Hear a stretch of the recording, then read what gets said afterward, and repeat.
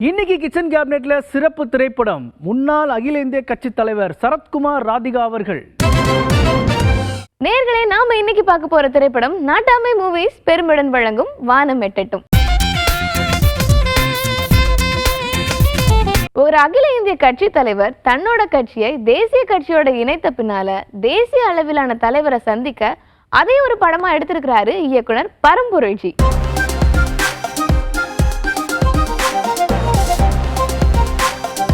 Main நாயகன் entry கொடுக்கும் போது நாட்டாமை நட்சத்திரத்தை பார்க்காம போனாலும் உணர்ச்சி பூர்வமா காத்திருக்கிறாரு படத்தோட நாயகன்.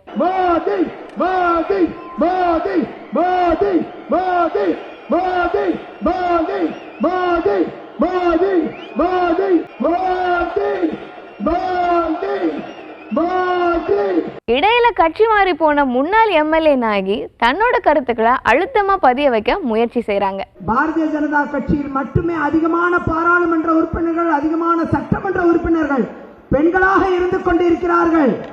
இன்றைக்கு பெண்கள் அதிகம் அலங்கரிக்கும் அரசியல் தளம் என்பது பாரதிய ஜனதா கட்சியில் மட்டுமே இருக்கிறது. முன்னாள் அகில இந்திய கட்சியின் நாயகி நாடு முழுக்க சுத்தி வந்த அரசியல் அனுபவத்தை இந்த மேடையில வெளிக்காட்டியிருக்காங்க.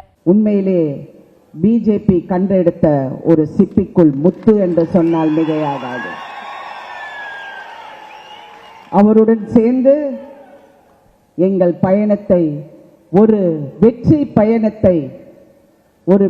பயணமா எடுத்துக்கொண்டு வெற்றி தமிழ்நாடு வரை தொடர வேண்டும். சுப்ரீம் நாயகன் பேச தொடங்கின உடனே மைல்டா ஆரம்பிச்சு அப்படியே தாமரை குடும்பத்துல ஐக்கியமாகிற காட்சி உணர்ச்சி பெருக்கு. முக்கடலும் சேர்கின்ற குமரி முனையில இன்று இந்த சிறப்பு கூட்டம் நடந்து கொண்டிருக்கிறது.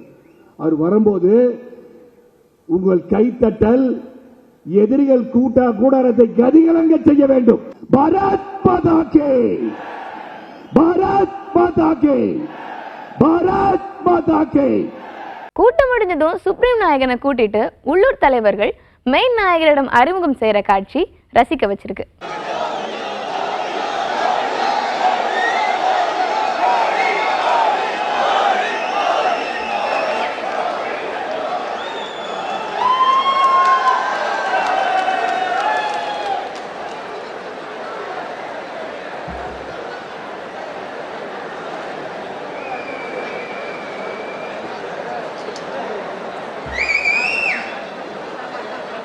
மொத்தத்துல வானம் எட்டட்டும் நட்சத்திர விருதுக்கு வாய்ப்புண்டு. We are back to cinema. வெள்ளிக்கிழமை ஆனாலே தமிழ் சினிமாவோடைய பல படங்கள் வந்து குவியும். இந்த வெள்ளிக்கிழமை எப்படியாவது ஷெட்யூல் நம்ம படம் இருந்தணும் அப்படின்னு சொல்லிட்டு இன்னைக்கு என்ன படம் ரிலீஸ் ஆயிருக்கு அப்படின்னா, மலையாளத்தில் பிரேமலு அப்படின்ற படம் வந்து தமிழில் டப் பண்ணி ரிலீஸ் பண்ணியிருக்காங்க.